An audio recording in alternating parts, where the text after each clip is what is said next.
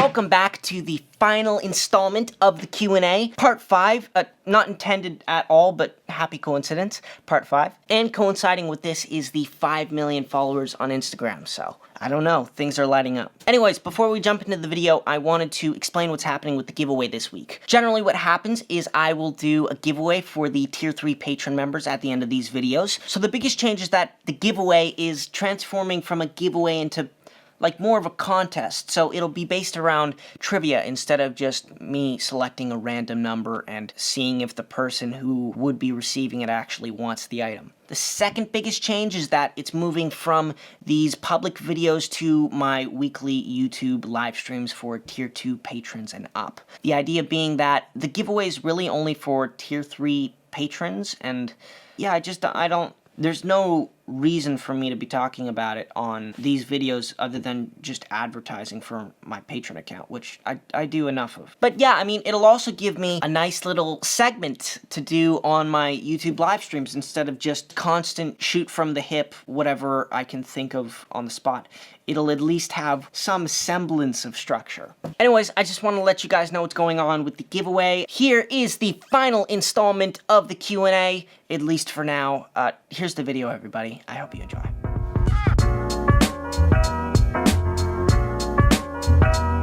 Do you like playing the character of number 5? Yes, I do. You're so active at your age. What really motivates you, and how do you manage your time? I would say that having a schedule is an absolute necessity.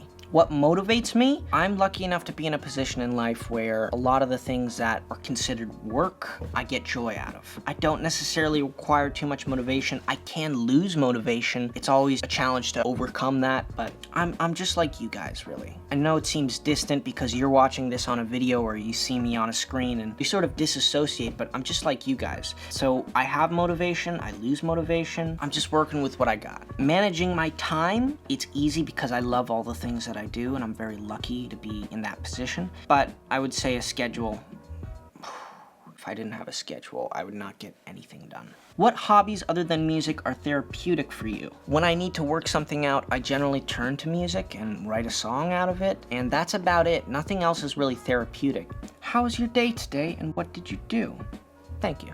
My day's been good so far. I started off the day with coffee and toast, worked on production for Without You, checked up on Instagram, made myself some lunch, and now I'm making a YouTube video. So, you pull off 5 so well, thank you. Was it ever hard to get into his persona? What are the differences in 5 versus Aidan? What have been fun scenes to film and hard scenes to film? It looks so fun pretending to time jump. And it is.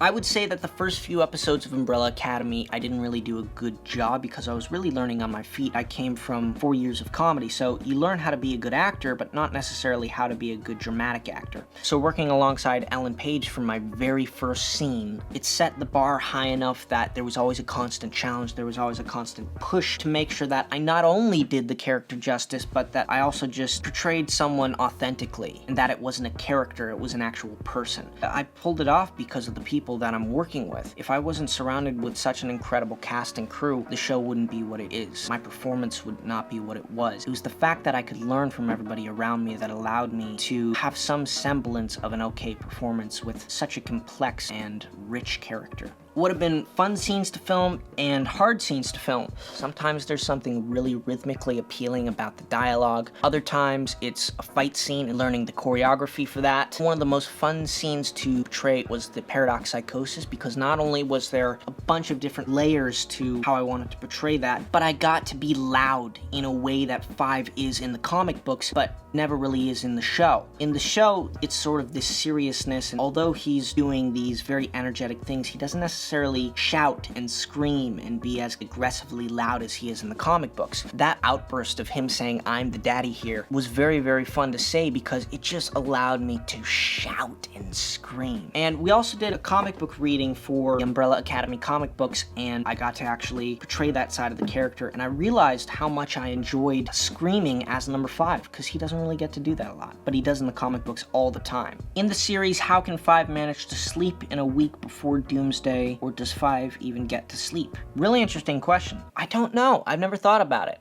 I think he sleeps. He's probably not an easy sleeper due to all the trauma that he's been through. So there's probably a lot of PTSD nightmares that he has to deal with, but whatever he doesn't get through sleep, he makes up for with coffee. He'll just compensate to get whatever energy he missed by not getting the sleep. Did you think you would get to where you are?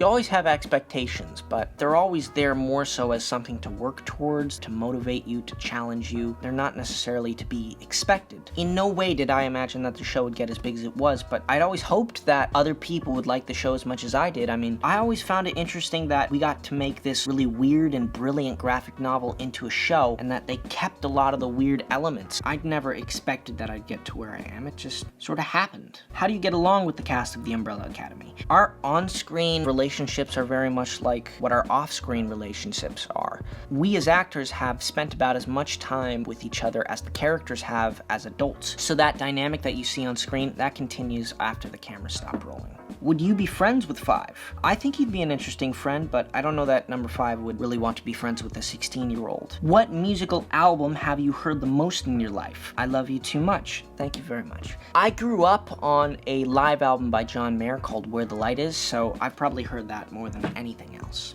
Okay, I think we're done. Thank you guys for watching the video. Remember to leave a like, subscribe, and hit the bell for notifications. I'll see you next week. Love you guys. Bye.